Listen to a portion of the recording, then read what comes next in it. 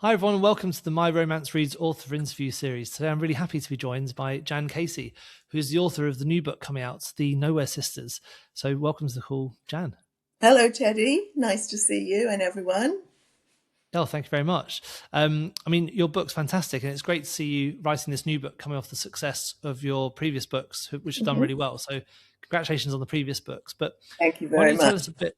Why don't you tell us a bit about this book? So the book opens in 1938 in Berlin, That's and right. the plot follows some children escaping through using the Kindertransport. So what was it that Correct. first drew you to this piece of history? Well, all of my books are set in the Second World War, and they're all about women or girls who have undertaken roles that are not usually associated with them. I was reading around the Kindertransport experience that happened and just found it fascinating. And I began to wonder about the extent of the stress and the trauma that it had on everybody involved, because the stress and trauma must have been really poignant for the children involved at that period of time. But I wondered how it also impacted on them during their whole lives. Yeah, there's I actually know a bit about this piece of history because I used to work by Liverpool Street, and there's a Oh, statue there yes. dedicated to Yes, the Kindertransport. that's right. Um, what was it that? What was it about this particular part of history that you find so interesting? I did a creative writing MA in 2010, and as part of that, we had to start to write a novel. And I had no idea what to write about. I'd previously written short stories only. And then my husband and I were on a Thames riverboat cruise, and the boat was going under Waterloo Bridge. And the pilot said, "Oh, we're now going under Waterloo Bridge, which is also known as the Ladies' Bridge, because it was rebuilt by women during the Second World War, because all the men were off fighting." Oh, And my mum lived in London during the Second World War, and I had never, ever heard that story before. It fascinated me, and I did some research and found out that, yes, it was true. The women rebuilt the bridge during the Second World War, and I just thought, why have we never heard this wonderful story? So I wrote my novel about that particular incident during the Second World War. And then after that was published, I was just asked by publishers to keep writing about that period of time. yeah. Wow, I didn't know that story either, and I'm I from know, London. Yeah, it's that's incredible. amazing. I know. And I actually found a picture, a photo to prove it, because the bridge was covered when it was being rebuilt so that it couldn't be seen from the air and bombed again, you know, freely, I suppose. So people didn't know that the women rebuilt it. It's Yeah, amazing. wow. In your book, the main characters are some sisters who, you know, they've got a sort of dual storyline throughout the whole thing. Um, did you plan the emotional arc that they went through before the book was written, or did it evolve as you were writing it? A bit of both, Teddy. But first of all, they're not really sisters. The hook of the book is that the older girl, who's 12, when she gets onto the Kindertransport, is asked to take under her wing a 4-year-old who's also on her own. And on a whim, on the spur of the moment, the older girl says that they're sisters because she wants somebody to love and she wants somebody to love her. So they're taken into a family home in England and presumed to be sisters. And the family home that they're sent to also has one girl, and they become the three sisters. And Wow. so the emotional arc, yes, I did have it in mind vaguely, but then it evolved also as I wrote. When you come to writing your books, like writing the plot as well, do you have it mostly planned before you've written, or does it evolve as you're writing it? I think it mainly evolves I have pictures, images in my mind of different scenes. So the opening scene, when the two girls are first going onto the Kindertransport, I had that in my mind, so I wrote that. And I usually know what the ending is going to be as well, so I'm always building up to that ending. But I have the plot worked out, but very, very loosely. I'm always in my mind open to things that come up while I'm writing, and I can veer off in a different way. Yeah. When you're with historical fiction and historical romance fiction as well, a lot of readers, they really like to see that detail and the authenticity in the writing. Do you do a lot of research for your books to try and understand the context and make sure you're getting those details correct? I do. I do a lot of research. Luckily, I really enjoy research, so it's not very onerous.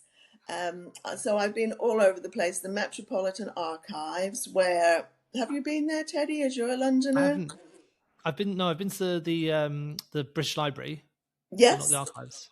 Okay, so not the National Archives, I've been there as well, but the Metropolitan Archives are fascinating. There's a map on the wall of every single bomb that was dropped on London during the Oh Second wow. World War. Every single bomb and the damage and the people who were killed or injured. It's absolutely amazing. So I've been there, I've been to the National Archives.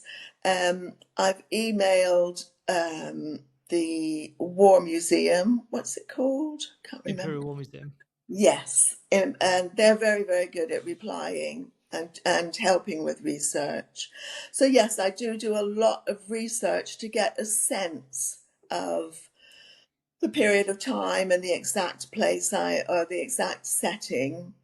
But then I try not to use all of the research because I don't want my books to sound like history lessons.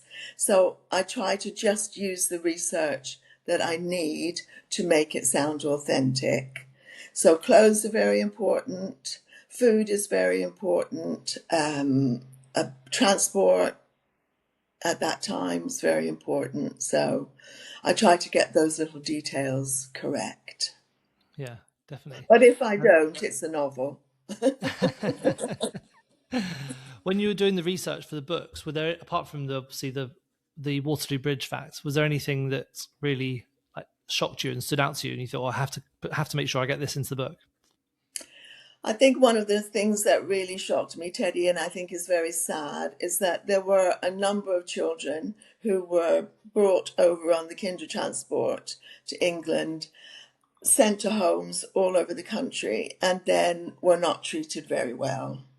They had a really, really difficult time. And my heart went out to them because I thought they'd just experienced Kristallnacht in Berlin. They'd been put on a train to they didn't really know where, thought they would be safe, and then they were given to families who were not very kind to them. Yeah. Were there any That particular scenes that were very difficult to write around that? Yes, there were some scenes between the older girl, Margaretta, and her foster mother when they weren't getting on very well. Margaretta is accused of stealing something, and her foster mother believes that she did, and that was very hard to write. Yes. Yeah. Compared to your previous books you've written, how do you make sure that you keep, because they're all set around the Second World War with women as the main characters, how do you make sure that they all feel different to each other, they feel fresh and emotionally distinct? I try to put myself in their situation, try to imagine it as much as I can. Um, I try to give them a background that is each different from the other.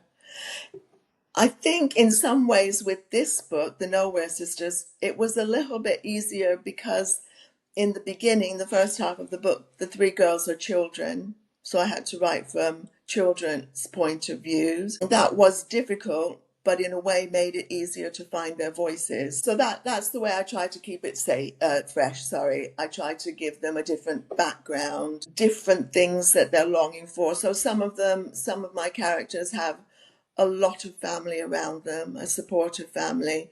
Some of my characters don't have family at all.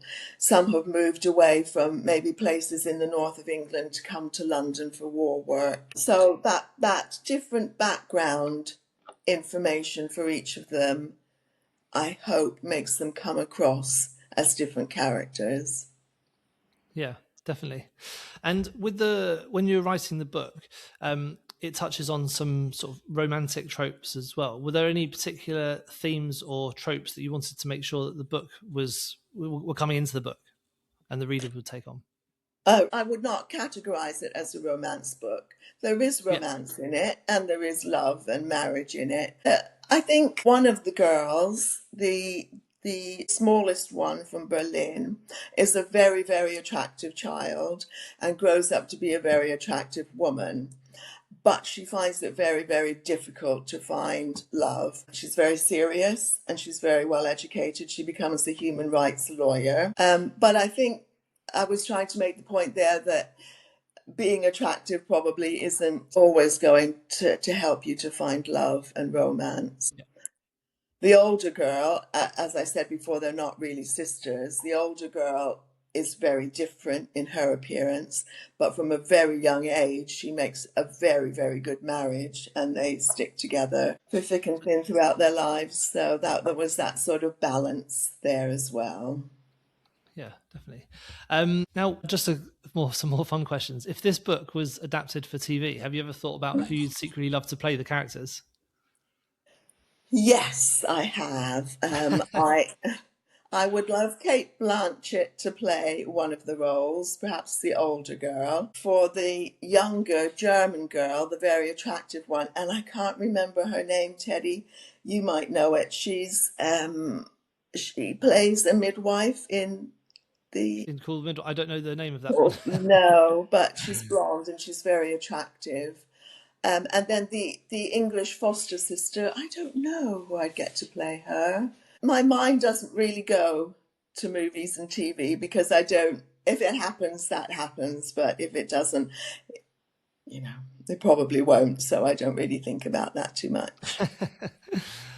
And when it comes to your way of working and how you write, what does a typical writing day look for you? I usually get up and potter around and procrastinate for a while, and just think, oh, I often just think, oh, I'm not going to be able to do this. I can't do this. I can't do this again. Not that I don't want to. I just think maybe it's something I'm not going to be able to do.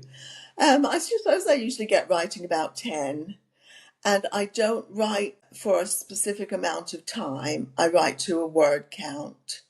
So I try to write to at least 1,000 words a day, depending on how close my next deadline is. And I like to just sit there and get that done. Oh, nice. The Just the following, discipline.